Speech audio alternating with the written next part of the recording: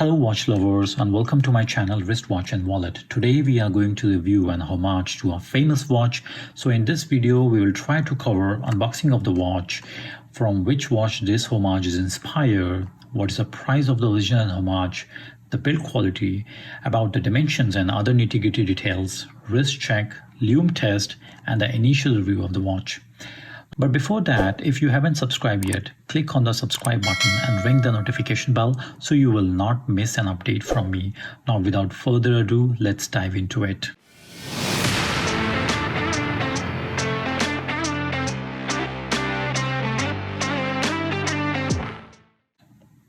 First, the company name is Knight and the model number is AK2113G. Now let's do the unboxing. The watch will come in something like this, and I must say, for a budget watch, this is a very impressive packaging.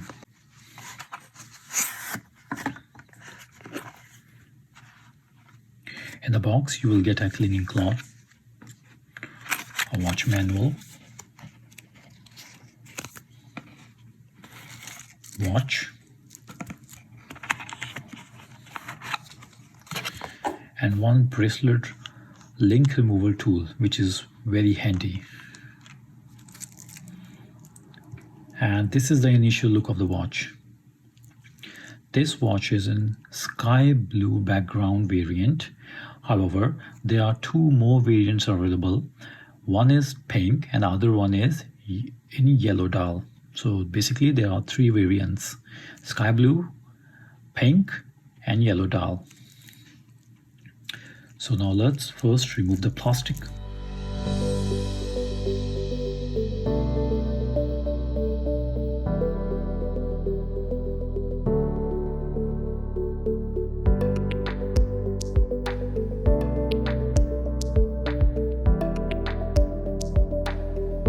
And here's the watch after removing the plastic.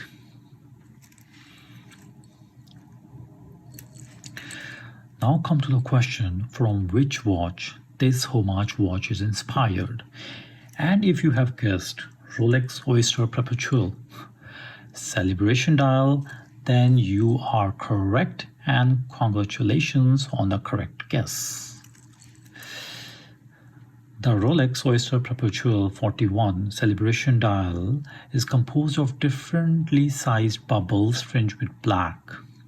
It encapsulates the vivid colors of the dial introduced in 2020, bringing turquoise blue into play for the background color and candy pink, yellow, red and green for the bubbles.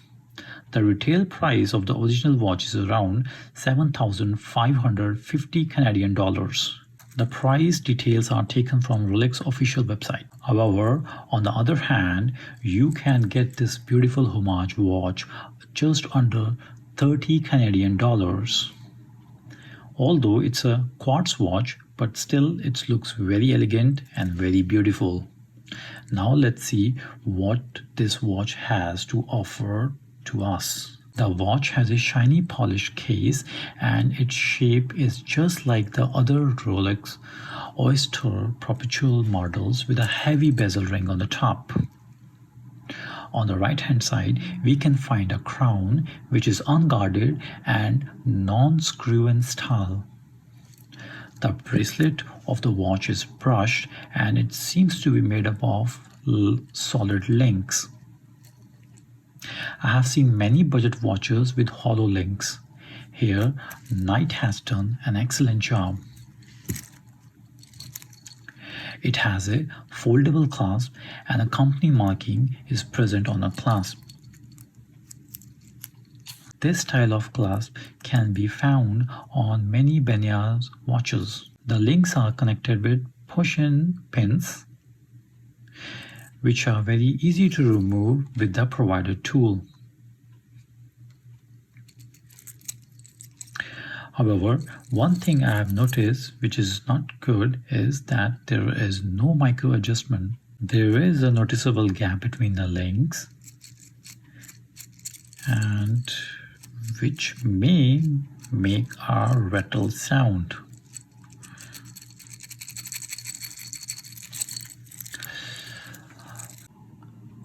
Now comes the soul of a watch, which is the dial.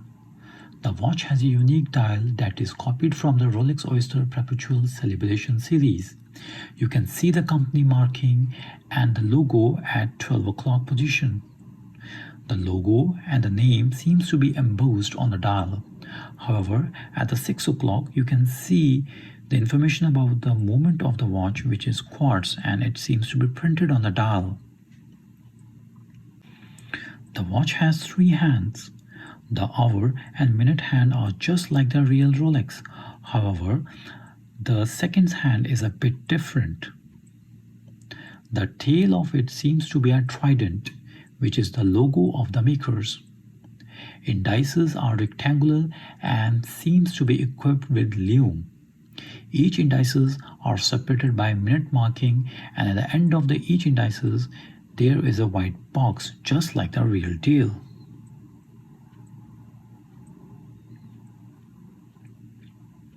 The crown has 2 positions. One is for resting and the one is for changing the time. The back of the watch is made up of stainless steel, and on the back cover mentions water resistance with 5 ATM, which is around 50 meters. And it also mentions about the movement, which is Japan movement, and it has logo, company name and the model number. The back cover seems to be present style. Now let's discuss about the design. The case has some arc design in it, which help it to stay on the wrist and be comfortable for longer wear. And now it's the time for the measurements. The dial measurement is around 38.4. The case height is around 11.5.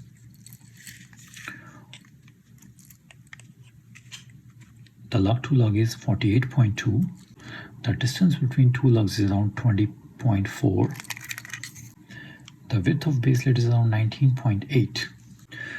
The weight of watch without removing any link is around 130 grams. Now this is how it will look on the wrist. My wrist size is around 6.5 inches. So I think I might need to remove around a few links, which is around 5 to 6 links. So I'll quickly remove those links.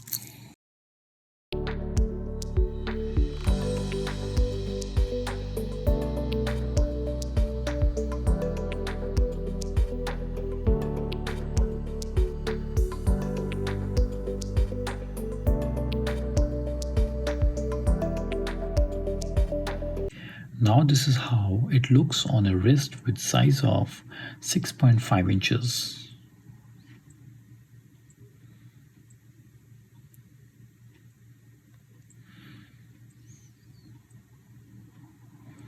And here how it looks with a different strap, a black strap.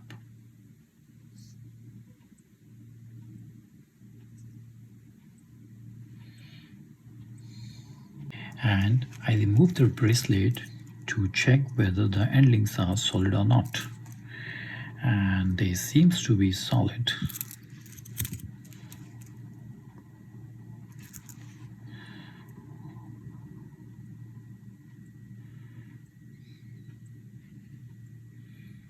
After removing 6 links, 3 links from each side, it's around 106 grams, which is a substantial weight. I charged the lume for 30 seconds and here how it looks. I must say the lume on this watch is very bad, especially on the indices. However, the hands are still visible, but I don't think that they are going to stay longer. So now it's time for the conclusion of initial review. I would say no doubt this watch is very good looking, and when I first saw this watch on AliExpress I thought that this would be a very ugly or joke dial watch, but after seeing it in first hand it turned out to be a very good looking watch with great depth and character. I know some people like their watch dials to be plain, and if that is the case then this beauty is not for you. The bracelet is another thing, and I want to focus on the solid links. The solid links looks good and feel good on the wrist, and they don't make the rattle sound. However, if you are not happy with the bracelet, then you can change it with many other options available in the market. And if you want to feel luxury on your wrist without wasting thousands of dollars, then yeah, you can give it a try. But however, there are a few things which I don't like about this watch. The first one is the lume. The lume on this watch is very bad. And the second thing that I feel that the gap between the links could have been lessened, and then it would give it a more premium look. The company is claiming that the case of this watch is stainless steel, but I don't think so. I need to check it by scratching it from here or somewhere below. I'll planning to do it after wear it for 2 weeks, and then I'll try to make another full review video in which I'll share my experience with this watch. And yeah, that's all for today's review of the Knight Homage watch. If you enjoyed this video and found it helpful, then please give it a thumbs up and share your thoughts or feedback in the comment section. And if you want to see more reviews and other exciting content, don't forget to subscribe and hit that notification bell. I will see you in the next video.